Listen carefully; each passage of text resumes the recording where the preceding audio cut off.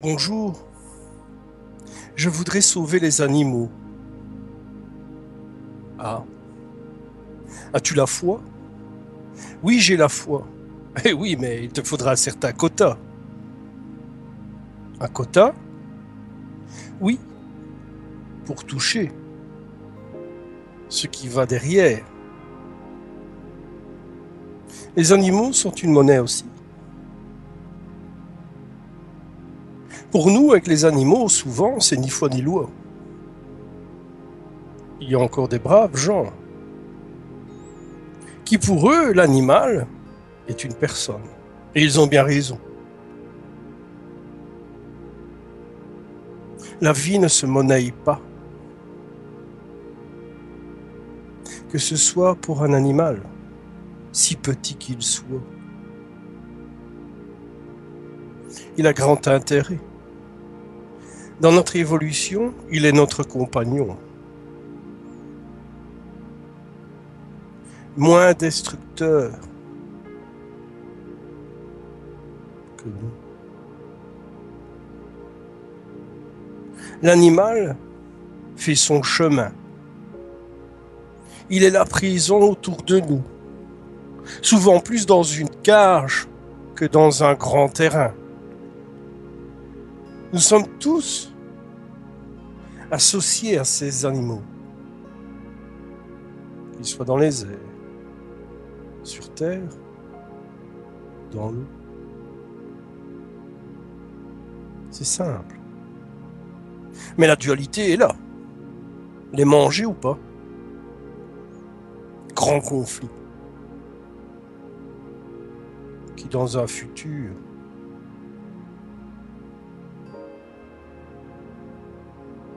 n'existera plus. La chaîne alimentaire, qui est le plus fort? L'homme au-dessus de la chaîne alimentaire. L'homme domine, mais il suffit que la Terre se réveille et anéantisse sa technologie.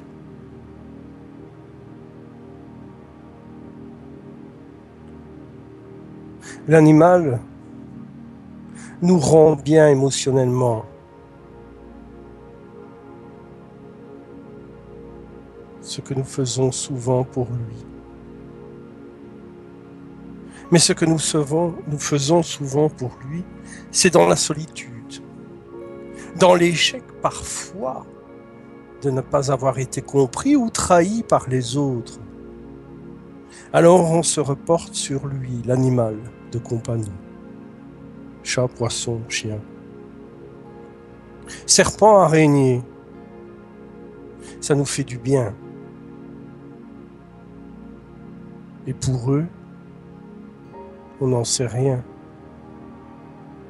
On essaye de comprendre son attitude, ses réflexes, son analyse et sa monotonie au courant de notre vie.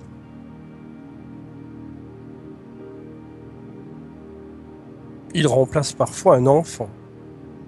Il comble la solitude ou est un jouet d'exposition. Lancé parmi les grands concours, où ils s'exposent, tels des bêtes de foire. Il existe aussi des hommes et des femmes qui sont bêtes de foire. Ils sont, eux, sensibles aux animaux, au-delà de ce qu'est l'animal. Ils communiquent, ils ressentent. Ils savent que l'animal a une conscience à son niveau et a surtout une clarté que lui, il a préservée. Les animaux sont majestueux à tous les niveaux. Nous les regardons vivre et souvent peut-être nous les envions. C'est chacun encore selon notre éducation.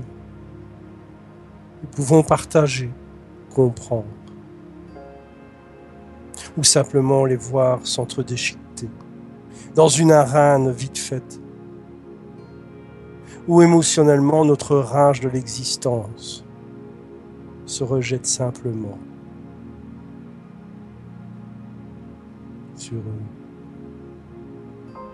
L'animal n'est pas toujours en souffrance, mais c'est bien souvent le cas dans la consommation.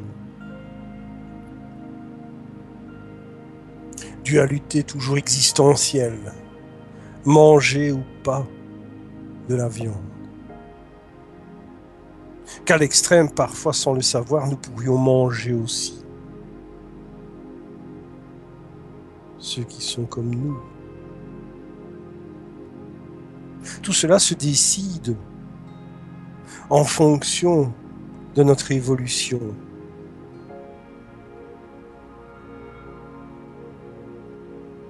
Science et religion s'entrechoquent dans des compréhensions. Boire le sang, manger le corps. Sauver le corps, sauver le sang. Un sang vicieux qui on rejette bien sûr la faute sur l'animal. Tel un serpent qui s'insère dans les veines. L'animal représente aussi cette force, une spiritualité sans cesse grandissante dans tous les domaines. Méditation aussi, totem. Si peur de l'identité, de soi, on préfère s'y associer avec l'animal. Il nous ressemble. Grande valeur ou soutien, qui sait. Derrière tout cela, la grande mère nature observe.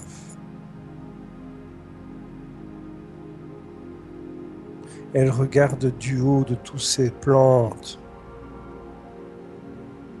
de tous ces arbres, de toute cette mer,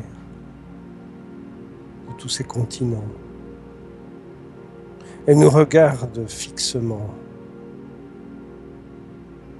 telles des fourmis qui s'éparpillent tout autour d'elle.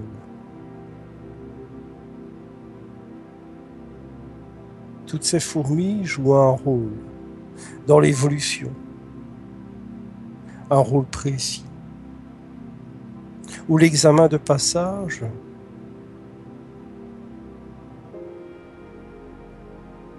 n'a droit qu'à un seul tour.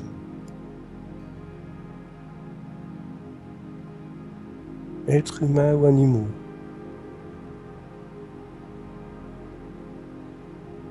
dans ce monde, nous ne sommes pas les maîtres. Nous ne sommes maîtres de rien et élèves de rien. Ascensionné ou pas, maître ou pas. La nature reprend toujours, elle, à un moment donné ou à un autre, ses droits. À bientôt.